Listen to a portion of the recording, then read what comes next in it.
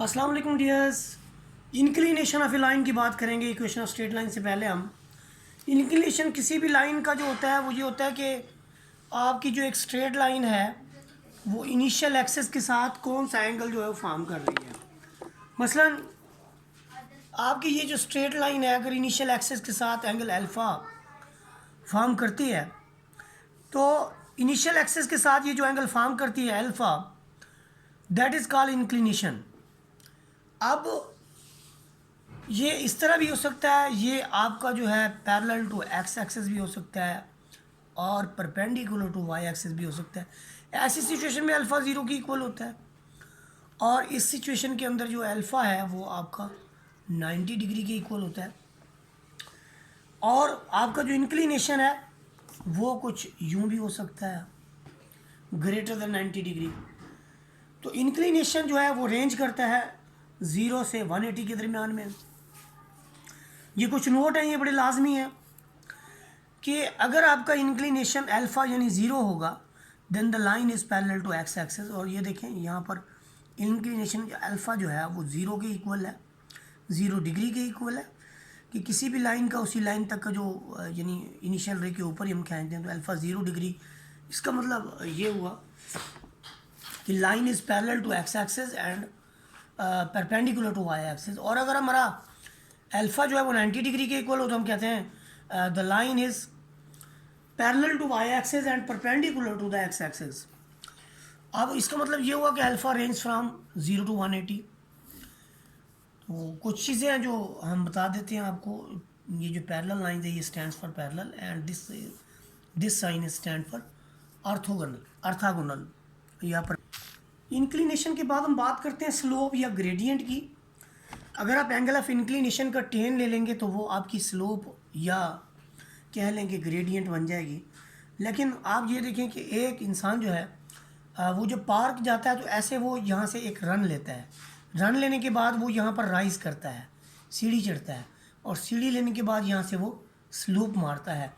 तो ये जो राइज़ ओवर रन की रेशो है, या दूसरे लफ्ज़ों में कहिए कि Y over X this is tan alpha, यानी अल्फ़ा का अगर हम टैन ले लें तो इसको स्लोप या ग्रेडियंट कहते हैं। आप इसकी और फॉर्म में भी मैं आपको लिख देता हूँ यहाँ पर, delta Y over delta X this is equal to y2 minus y1 over x2 minus x1 और y1 minus y2 over x1 minus x2। आप इसको अगर y2 को पहले लिखेंगे फिर तो आप x2 को भी पहले लिखेंगे। अगर आपने y1 पहले लिखा है तो नीचे x1 भी आप पहले लिखेंगे। ये फार्मूला है, 2 पॉइंट फॉर्म है, 2 पॉइंट फॉर्म है आपके पास स्लोप या ग्रेडियंट को फाइंड आउट करने की। और यहाँ पर कुछ रेंजेस भी उसने बताई हैं। वो ये है कि अल्फ़ा अगर आपका रेंज करे 0 टू 90 डिग्री तो हम कहते हैं कि स्लोप जो है हमारी पॉजिटिव है। और अगर हमारे पास अल्फ़ा जो है वो 90 टू 180 रेंज करे तो फिर हम कहते हैं कि स्लोप हमारे पास नेगेटिव है। अब ये चीज़ में नोट कर लें कि अगर आप y2 ऊपर लिख के नीचे x1 लिखेंगे तो ये कभी भी स्लोप के इक्वल नहीं हो सकता।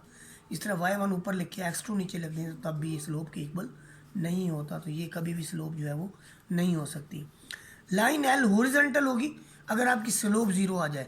जाहिर है अगर आप अल्फ़ा ही 0 रख देंगे और फिर tan अल्फ़ा लेंगे तो इधर tan 0 आएगा, tan 0 0 होता है।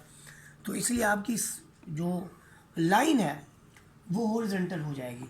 ऐसी सिचुएशन में हम कहेंगे कि आपका जो tan अल्फ़ा है दिस इज इक्वल टू 0 और लाइन L वर्टिकल होगी तो हम कहते हैं कि M इज़ नॉट डिफाइंड। देखिए ना जी, ये आप अगर किसी दीवार से स्लोप लेना चाहें, मसलन ये ऐसे एक दीवार है और यहाँ पर खड़े होकर आप जंप लगाएंगे तो ज़ाहिर स्लोप आपको कहाँ मिलेगी, बस एक चीख सुनाई देगी, ज़ोरदार किस्म की चीख। स्लोप तो नहीं मिलेगी आपको, बस थोड़ी सी चोट लग जाएगी पीछे की तरफ और वो बड़ी दर्दफुल होगी, बड़ा दर्द होगा उससे, अल्लाह माफ़ करे।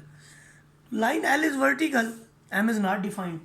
Alpha is equal to 90 degree and tan 90 degree is equal to infinity. If slope of AB this is equal to slope of BC। अब इसकी यानी ये चीज़ क्यों बताई गई है, आपके पास एक स्ट्रेट लाइन है यूं और उसके ऊपर कोई से 3 पॉइंट हैं, एक A है, दूसरा आपके पास B है और तीसरा आपके पास पॉइंट C है। तो अगर स्लोप ऑफ AB या स्लोप ऑफ AC इनमें से दो दो की स्लोप बराबर हो जाए, यानी स्लोप ऑफ ए बी बराबर हो जाए स्लोप ऑफ बी सी के, या स्लोप ऑफ ए सी के भी बराबर हो जाए, तो हम कहते हैं कि तीनों पॉइंट्स जो हैं वो लीनियर है, यानी एक ही लाइन पर लाई करते हैं। अब हमारे पास अगर कोई सी दो लाइंस हैं, कंसीडर ये हमारे पास L1 है विद स्लोप M1, और दूसरी हमारे पास है जी L2 विद स्लोप M2। अब अगर लाइंस पैरेलल हैं तो इसका मतलब क्या हुआ कि M1 is equal to M2 है। लाइंस अगर पैरेलल हैं तो स्लोप इक्वल होंगी। और अगर आपके पास लाइन पैरेलल का मतलब ये है कि इसकी फिर कंडीशन ये भी हो सकती है कि M1 minus M2 is equal to 0, या फिर M2 minus M1 is equal to 0। तो ये कंडीशंस जो है वो हो सकती हैं। दूसरे नंबर पे अगर आपके पास स्लोप जो है वो परपेंडिकुलर है इस तरह की, तो उस सूरत में आप लिखते हैं कि M1 परपेंडिकुलर लाइंस का बता रहा हूँ कि M1 cross M2 this is -1, यानी दोनों लाइंस ये L1 है विद M1 स्लोप और ये L2 है विद M2 स्लोप। तो दोनों लाइंस का जो परपेंडिकुलर है that is equal to -1, that is equal to -1। तो ये कुछ सिचुएशंस मैंने लिखी हैं कि आपका पैरेलल के लिए ये केस भी हो सकता है, ये भी हो सकता है, और परपेंडिकुलर के लिए ये केस है। या फिर दूसरे लफ्ज़ों में अगर आप कहिए तो आप नफ़ी वन को इस तरफ ले आएँ तो ये केस बनेगा। अगर आप M1 को इधर रहने दें तो -1 ओवर M2, और M2 को इधर रहने दें तो -1 ओवर M1। तो अगर इसको इस तरफ ले आएँ तो सम इस ये 5-6 कंडीशंस हैं। कोई एक कंडीशन भी आपको दे देता है तो ये हमेशा परपेंडिकुलर का केस होता है। देखिए जी, हम अपने नोट्सों से स्लोप या ग्रेडियंट से रिलेटेड ना कुछ एग्जांपल्स लेते हैं। मतलब हमारे पास एग्जांपल्स जो है इस तरह की है, पहली कि हमारे पास कोई से 3 पॉइंट्स हैं, वो कहते हैं ये शो करवाएं कि ये कोलिनियर है। आप ए बी की स्लोप ले लें, फिर आप ए सी की स्लोप ले लें, बी सी की ले लें। तो आप देखें जब आप ए बी की स्लोप लेंगे तो आप क्या फार्मूला लिखेंगे, y2 minus y1 over x2 minus x1। तो यहाँ पर आपके पास यूँ समझिए कि जब आप ए बी की स्लोप ले रहे हैं तो ये x1 y1 है, और ये जो आपके पास दूसरी जो वैल्यू है ये आपके पास है x2 y2। तो आपका जो फार्मूला लगेगा वो ये वाला होगा y2 minus y1 over x2 minus x1। तो नेक्स्ट जो BC में होगा फिर वो BC में आप अप्लाई करेंगे, तो फिर आप इसको x1 y1 रख लेंगे, इसको आप x2 y2 रख लेंगे। तो हम देखते हैं कि इसका रिजल्ट भी -1 ओवर 3 है और -2 ओवर 3, और इसका रिजल्ट भी -2 ओवर 3 है। सो स्लोप इक्वल है तो points are collinear. Example number 2 के अंदर देखें, वो कहता है कि show that the triangle with vertices. अब आपके पास जो वर्टिसेस हैं वो कुछ यूँ हैं कि ABC आपके पास वर्टिसेस, वो कहता है राइट एंगल है। अब राइट एंगल के लिए क्या क्राइटेरिया है कि कोई सी दो लाइंस तो आपस में परपेंडिकुलर आ जाए ना, एक ऐसे हो दूसरी यूँ आ जाए। तो आप देखें कि यहाँ पर एक ट्राइंगल जो है वो फॉर्म हो जाएगी। अब ये अगर आपके पास ए है या जो भी है, एक स्लोप इसकी एक स्लोप इसकी, दोनों का प्रोडक्ट -1 आ जाए तो आपका राइट एंगल तो बन गया। जब राइट एंगल बना तो वो ट्राइंगल भी राइट एंगल ट्राइंगल होगी। तो यहाँ पर देखिए उन्होंने स्लोप लिया है ए बी का। ए बी में अब जो बी के कोऑर्डिनेट्स हैं वो आपके पास होंगे x2 y2, और जो ए के कोऑर्डिनेट्स होंगे वो आपके पास x1 y1 होंगे। तो बड़े आराम से आप फार्मूला लगाएंगे y2 minus y1 over x2 minus x1, तो ये आएगा 4 ओवर 3। सिमिलरली आप स्लोप BC की लेंगे तो वो आपका -3 ओवर 4 आता है।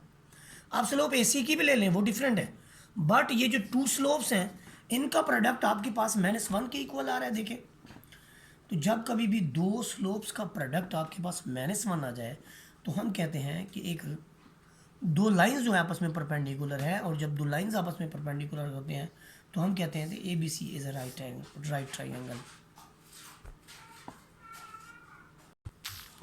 यहाँ पर हमारे पास है equation of straight line parallel to the x axis और perpendicular to the y axis.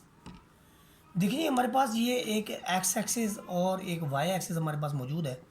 हम ये वाली जो लाइन ले रहे हैं, ये वाली लाइन हम ले रहे हैं L जो लाइन है हमारे पास ये अबव द x एक्सिस है। ये अबव द x एक्सिस हो तो हम कहते हैं कि A इज़ पॉजिटिव। जब A पॉजिटिव होगा तो ऐसी सिचुएशन में जो लाइन होगी अबव द x एक्सिस वो इस तरह से होगी।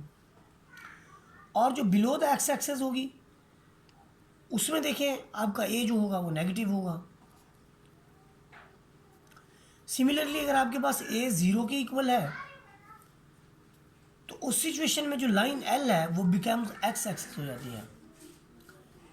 यानी यहाँ पर यह कहने की कोशिश की जा रही है कि जो आपके पास इस तरह की इक्वेशन है, यानी ये लाइन है y इज इक्वल टू ए। अब इसमें अगर ए है आपका positive, line above the X axis, और नेगेटिव है तो बिलो द एक्स एक्सिस, यानी अगर y इज इक्वल टू 1 है, y is equal to 1 line है तो यहाँ पर आएगी। अगर y इज इक्वल टू -1 है तो y इज इक्वल टू -1 या -2 है तो वो बिलो द एक्स एक्सिस आएगी। सिमिलरली यहाँ पर केस ये है कि x is equal to A के लिए क्या होगा, x is equal to B के लिए लाइन जो है, x is equal to B के लिए जो हमारे पास सिचुएशन है, x is equal to B के लिए जो हमारे पास यहाँ पर सिचुएशन है वो कुछ इस तरह से है कि अगर आपका b पॉजिटिव है तो लाइन जो है वो to the right of y axis होगी, कि y एक्सेस के पे जो लाइन आपके पास होगी अगर वो राइट एक्सेस पे है तो इसका मतलब यानी b पॉजिटिव है तो लाइन जो होगी वो आपके x एक्सेस और y एक्सेस के राइट पे होगी। और अगर आपके पास b नेगेटिव है तो फिर वो लेफ़्ट साइड पे होगी। इफ़ b इज़ नेगेटिव तो फिर उस सेंस में हम कहते हैं कि ये राइट साइड पे होगी। और अगर आपके पास b 0 के इक्वल है फिर लाइन जो है वो बिकम्स y एक्सेस, यानी ये होगा कि अब x इज इक्वल टू 0 हो जाएगा। x इज इक्वल टू 0 जो होता है वो तो आपको पता है कि y एक्सेस के इक्वल होता है। देखिए जब हम इंटरसेप्ट्स की बात करते हैं तो x एक्सेस और y एक्सेस के दरमियान में एक लाइन जो है जब वो x एक्सेस को इंटरसेक्ट करती है, यानी ये लाइन जब x एक्सेस को इंटरसेप्ट करती है तो एक पॉइंट देती है a0, और यहाँ पर जब वो y एक्सेस को कट करती है तो एक पॉइंट देती है 0b।